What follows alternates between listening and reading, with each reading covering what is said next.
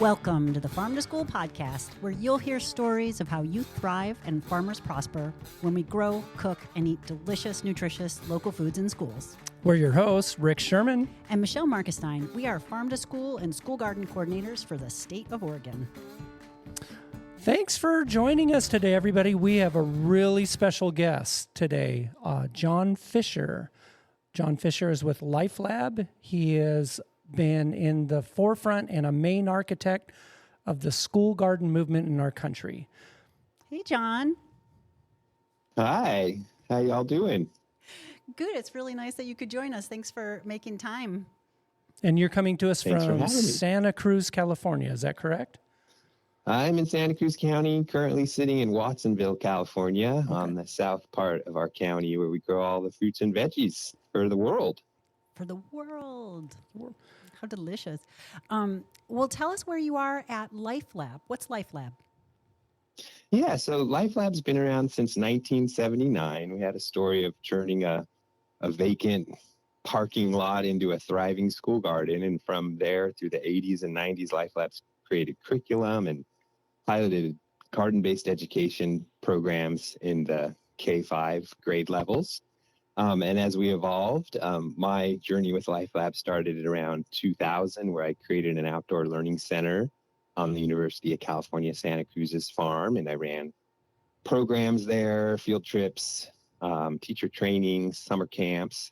And that evolved then into doing more statewide networking and then moved into national networking. So my world now is more about promoting and networking and training adults in garden-based education.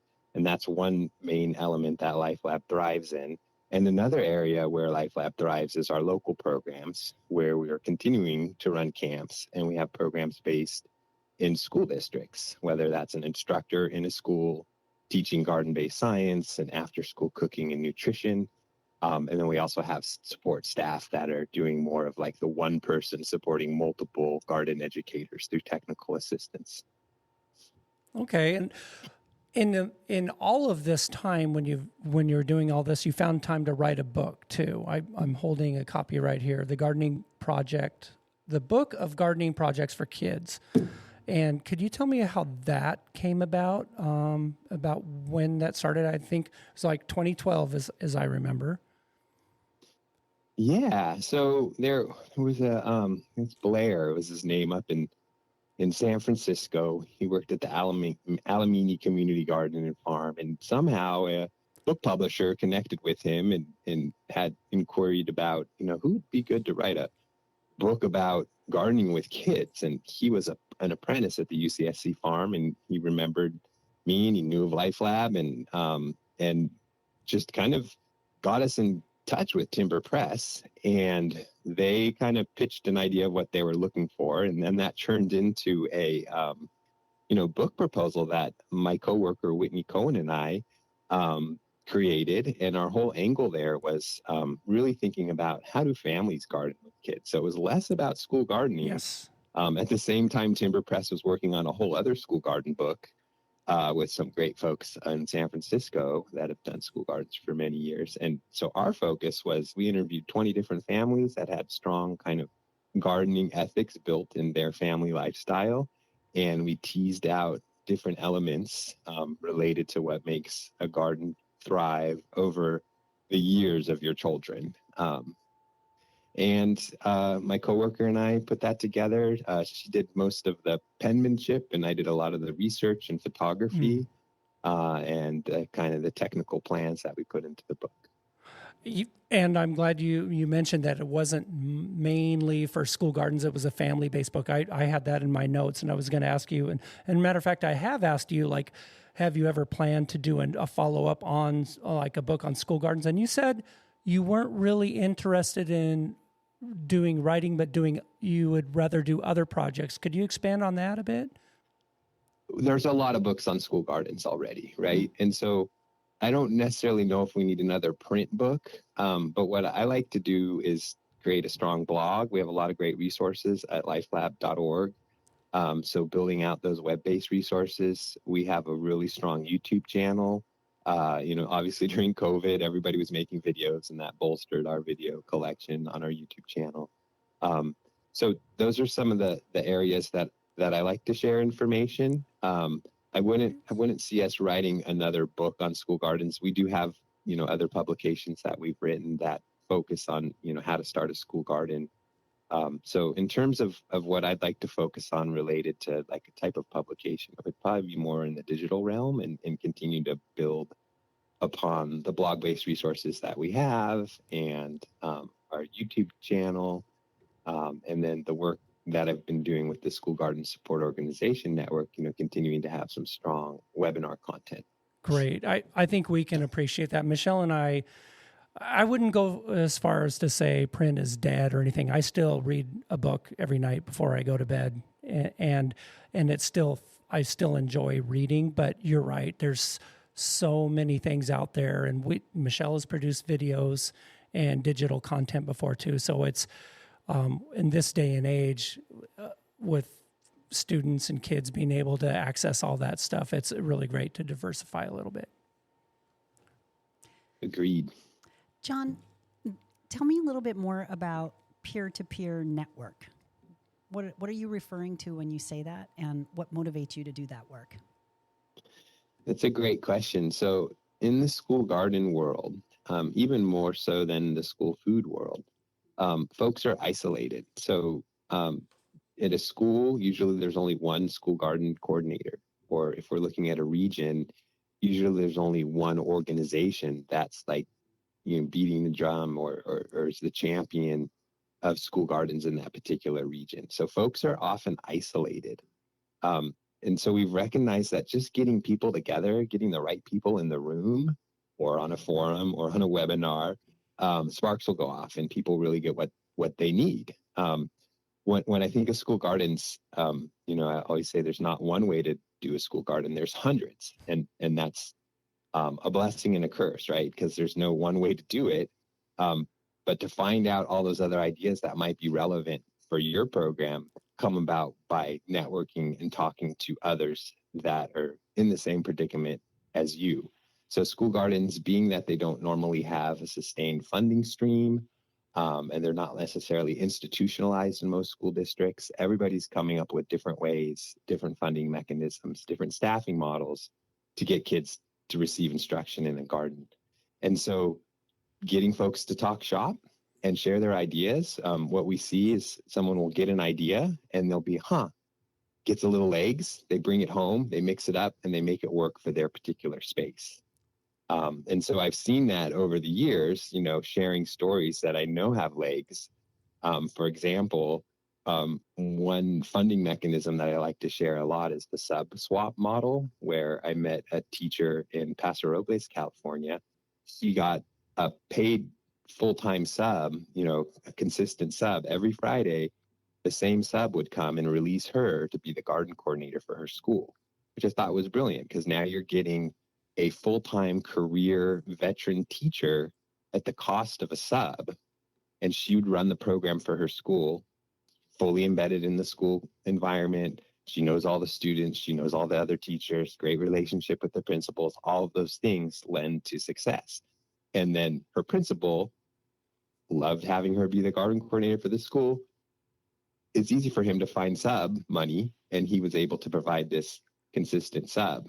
And so that model I always like to share. And then I've seen other school districts that then have applied that same model to get a teacher released with a sub, easier to find sub money, releasing a strong teacher to hold the school garden space. So that's an example of like just one little scenario of like, we just got to keep swapping these stories of success, and sometimes they stick for others, and then they'll be able to realize them in their own programs.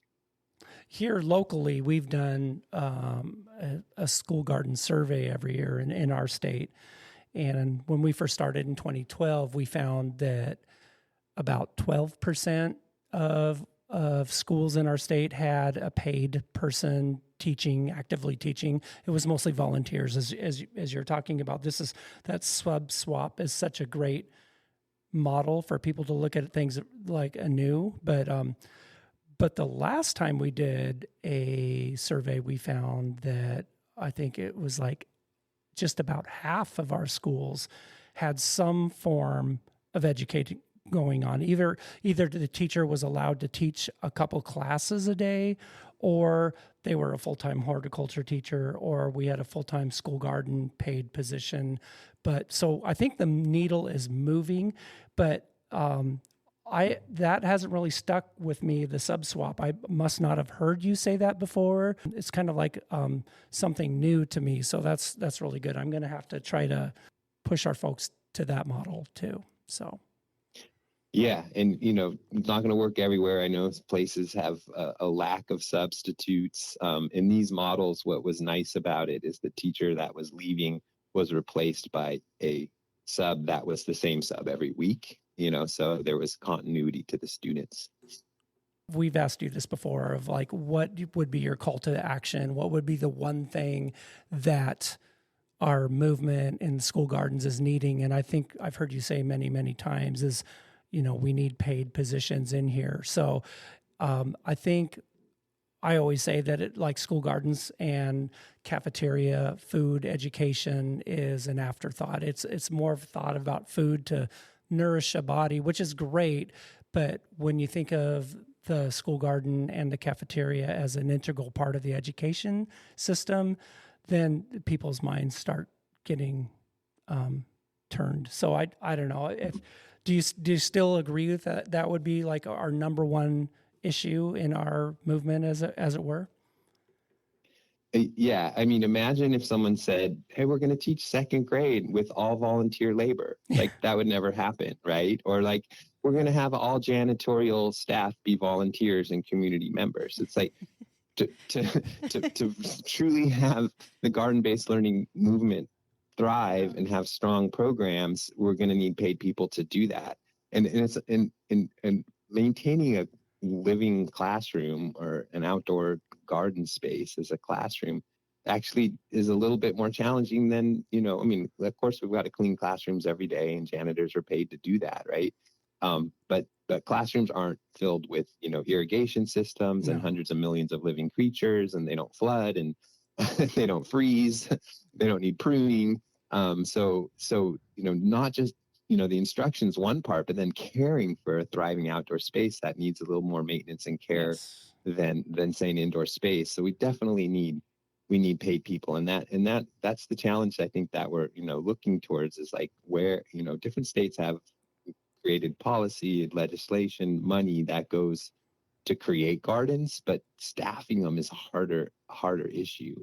And then staffing them at the same level that we're staffing a second grade teacher, where a minimum $100,000 with benefits and all that things. How are we going to get there? And I've seen different school districts that have come up with different ways to fund people to be in their gardens. In Santa Cruz, most of our elementary gardens have some sort of paid staff position, which is nice.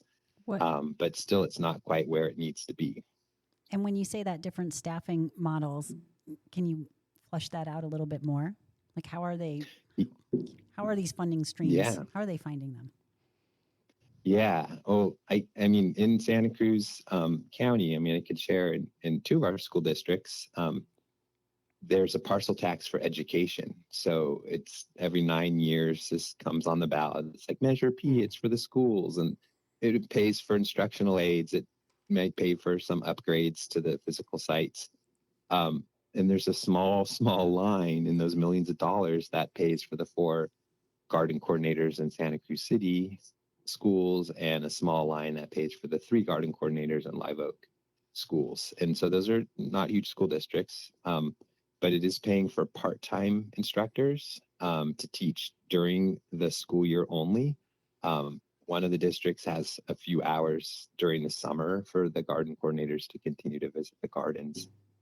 So that's a parcel tax. So that has to be voted upon people that are agreeing to tax themselves for the sake of public education. And in our community, luckily, we have that. Other districts in Santa Cruz County have been funded in other ways. So in Pajaro Valley Unified, which is our largest district with about 16,000 kids, 16 elementary schools, there was a superintendent that recognized there was some surplus money coming out of COVID, and invested those funds to do school day instruction, where we'd have full-time instructors year round. And that was paired with money through our extended learning or after school program. So there is a lot of funds in the after school world. There's a lot of funds in the career technical education or CTE realm at different schools that I've seen fund school gardens. So here in Pajaro Valley Unified School District, we are using those after school funds to have after school garden classes, 12 classes per week. So a lot of instructions happening at each site. And then the other school districts in Santa Cruz City schools are smaller districts, or excuse me, in Santa Cruz County. They're smaller districts, and those are usually coming through a mix of small grants, PTO funds, and then just discretion from a principal saying, like, I recognize having a paid person makes sense. And they'll, contribute a couple $1,000s to get a very part-time person. But that very part-time person is that one that can then mobilize volunteers or mobilize work days or community partners to keep the space thriving and to communicate with the teachers to get the kids out there. So it's a mix. Like I said, there's no one way. There's a lot of different ways, and it ebbs and flows, definitely. Over time, there's times when there's more money and then there's less money, and it's something I've learned when I talk to some of my staff about, how should we plan this garden? I often say, well, let's plan that this garden might not have so much funds in 3 years. And so it's kind of an interesting concept to plan for a downside. But from what I've seen is usually gardens go up and down in their trajectory of excitement and then abandonment. Yes, or let's plan on your replacement for when you leave. That's been always my biggest thing, is when a school garden coordinator is on fire and there, and life happens and jobs change and the person might have to leave, and quite often they don't have anybody in the wings to take over the project, and it dies a horrible death. The garden does. It's a really great point. That succession plan. I've seen that happen a lot, where someone comes in and completely reinvents the wheel. Yeah. And so I would say, for any of you that are garden coordinators out there, or teachers that are at programs that have strong gardens, really think about how you can set up a way to share what worked in your program. Yes. I would track all the grants I wrote for the school garden that I managed for 7 years. All the grants I wrote, I just always documented them and kept them on a Google web page so that we can just reference them. One, to see, which ones have we already gotten. And then two, usually these small $3,000 grants, they're always kind of asking the same questions. Mm-hmm. So we can then just recycle the questions. So just having some sort of archives is kind of a valuable element. And there's no guarantee that the new person will jump in and, look at your archives. But I've noticed that the garden coordinator that replaced me didn't look at the files immediately, but a year later came and said, hey, can you remind me, you mentioned this? And it was so great to say, oh, it's all in this folder. Let me share it with you. Yeah, John, I have my go-to people here in my state that I rely on heavily that have figured it out. They can raise money super easily, and they're just wired that way. So they have a big foam board of everything they do and pictures of businesses they hit up. And so I have them come and invite them in local talks and stuff, and to get everybody else charged up. But it's really not everybody is wired to do that, like you say. Yeah. I want to share one other funding element that I always share whenever I get a stage, and this is my stage. There is a mandate within, or it's a memo within the USDA, school meal program, that school meal money in a budget for a school meal program can be spent on garden education, supplies, or people even. So that's not to say that all school food service directors have a flush budget and could say, like, oh, sure, I'll buy your seeds, or I'll buy your garden hoses, or I'll buy you soil, or I'll pay for a nutrition educator. But the money is allowed through the eyes of the USDA to be spent on garden enhanced nutrition education. That's huge. And it's a justifiable expense. Yeah, exactly. So just want to let folks know. So if you have a good relationship with your school food service director and you have a school food service director who's interested in the benefits of teaching kids about fruits and vegetables as they're also, serving them in the cafeterias, it's kind of a win-win because they have a budget. School food is a business, whereas school gardens often don't even have a budget line. Yeah, that's it. You just have to have the school nutrition services director have the want to do that. Yep.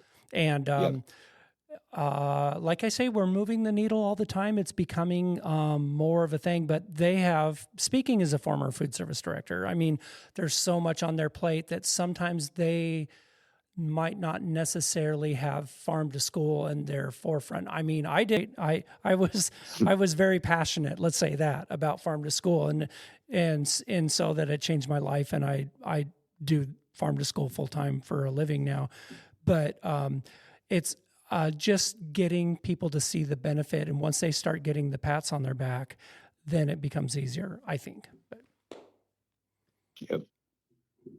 So, John, taking a national bird's eye view, can you paint us a picture of what's happening in school gardens on a national level? I mean, are they just in California? Are they all over the country? Do we even know how many there are?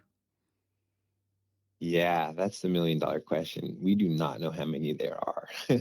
I'll get that question asked. And, the USDA does their farm to school census, but it doesn't do the best job of capturing the true data on districts that have gardens. But I guess it's a start. So that is a national census or data point that we could look to. But I do feel, Michelle Obama had that, Let's Move campaign, and she came and said, let's move. And that was at the same time that the farm to school movement was really starting to come into its own and thrive. Make some strides, and we saw bigger grants come down through different state programs, and USDA Farm to School program was, established and started to put out grants as well. And so I would say that, in the tens, 2010 coming to present has been a continued growth of school gardens. Whereas before 2010, not all states were on board. It wasn't as an exciting thing. There might not have been farm to school type programs at different states. And then coming into 2010, moving forward, is when I kind of started to see a lot more states get excited around school gardens. And, seeing what happened in Oregon, prior to that too, you were all like looking at legislation to drive funds to school gardens. So I think we're on an upward trajectory. But I think for, maybe for every 2 school gardens that come on board, one might be failing. That whole issue of it's kind of hard to create and sustain school gardens over time. Yeah. But I do feel at this time right now we have more school gardens, in the last 40 years than we've ever had. More states are on board. They have resources. They have staff. Because of farm to school, there's school food service directors that will have kind of a nutrition educator that will kind of keep the pulse of the gardens and support them. So I've definitely seen that action happening. Food Corps came into its own, around this time, 2008 is maybe when they started. And, I don't know how many service members they have now, but probably close to 300 where they're doing the work in schools, along with kitchens and gardens. So I do feel we're on an upward trajectory. I do see the grants that are funding school gardens are expanding. I know in California, we had a little lull going on, but then recently a lot of money has been coming in through a lot of different departments. We have a full now farm to school program with, regional staff across our whole state, unlike any other time. So we're at a high right now in California, which is really, really exciting to see. So, to answer the question, I think we're at an apex, and I think we're still going forward. I don't see anything.